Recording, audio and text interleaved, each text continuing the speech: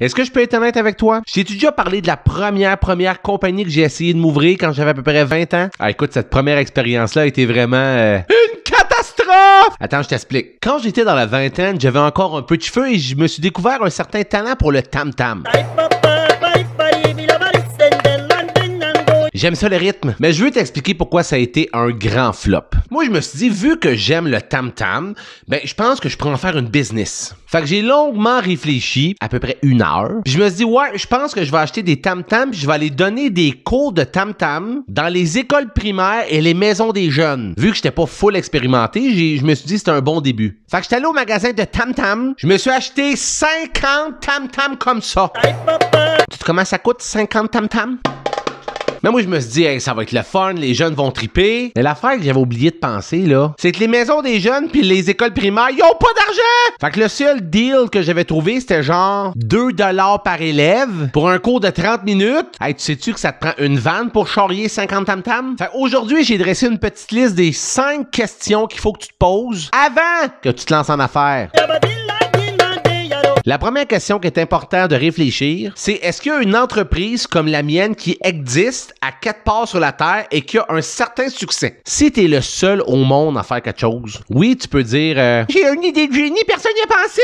Ou tu peux te dire pourquoi personne fait ce que je veux faire? S'il y a personne ou peu de gens qui font ce que tu fais, puis si tu vois que ces personnes-là, ils n'ont pas un grand succès, ben je t'invite peut-être à repenser à ta première idée, parce que le but de se lancer en affaires, oui, c'est d'aider, oui, c'est de rendre service, mais c'est aussi de faire un peu de sous. Deuxième question que tu te poses.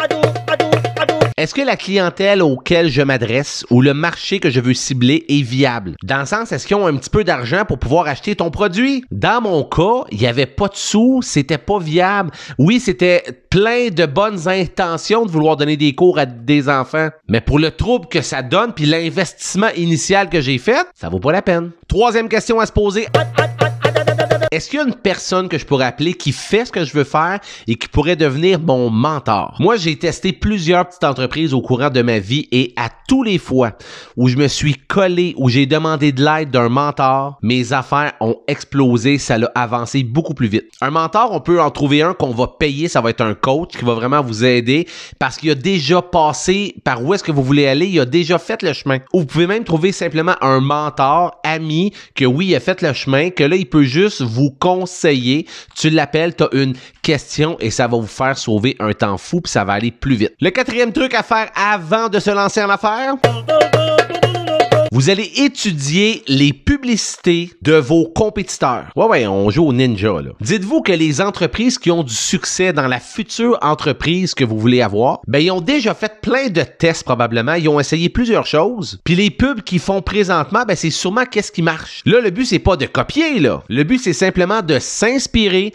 de ce qui marche déjà et après ça, de l'amener à votre couleur à vous autres. Et cinquièmement, l'affaire que je veux te dire avant que tu te lances en affaires ou si tu t'es déjà lancé, là, c'est que si tu as connu un échec là, ou tu n'as pas eu un succès comme moi avec mes tam-tams, peux-tu dire que je me trouvais épais avec mes 50 tam-tams tout seul chez nous? Après ça, il faut vraiment voir ça comme l'affaire qui a le plus de valeur, c'est que tu viens de gagner de l'expérience, mon ami. Moi, pour me rendre où est-ce que je suis aujourd'hui, je vous parle de mon histoire de tam-tam, mais il y a plein de petites entreprises puis d'idées que j'ai faites, que j'ai mis de l'argent, du temps là-dedans, puis que ça n'a pas marché. Mais à force de faire des tests, puis à force de savoir ce qui marche pas, ben tu te rapproches vers ce qui va finalement marcher pour toi. Puis lorsque ça va être le temps, c'est là que tu vas avoir le succès que tu mérites. Hey, si vous voulez d'autres petites capsules comme ça de conseils d'affaires ou de trucs de motivation, je vous invite chez nous. L'adresse c'est le gflatendresse.com. On se voit bientôt. Salut, bye bye.